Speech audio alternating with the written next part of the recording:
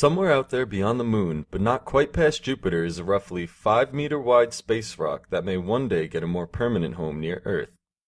Within the next decade or so, NASA wants to capture that asteroid and haul it to the moon. Relocating the rock is part of the Asteroid Redirect Mission, which could help humans get ready for an eventual trip to Mars. Or so NASA says. Politics aside, the agency's two plans to nab a space rock and bring it closer to the moon are pretty fantastic.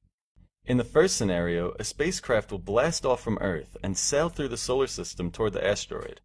When positioned just right, the spacecraft will unfurl a bag that, when inflated, will stretch about as tall as a 3-story building and hold an asteroid weighing up to 1,000 tons.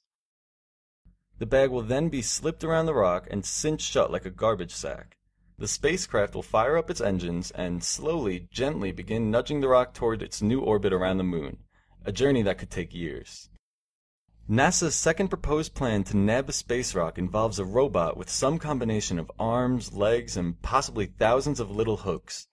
This robot will be designed to snatch a golf cart-sized boulder off the target asteroid and shuttle it to the moon.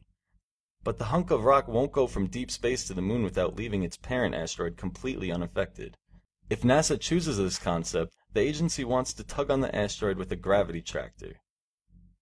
The tugging would use the tiny attraction between the boulder-snatching spacecraft and the parent asteroid. The idea would test a technique that could one day help nudge huge space rocks off course and keep them from hitting Earth. Ultimately, NASA wants to bring an asteroid to the moon so that humans can explore it. The space agency argues that either scenario will help get people closer to the red planet.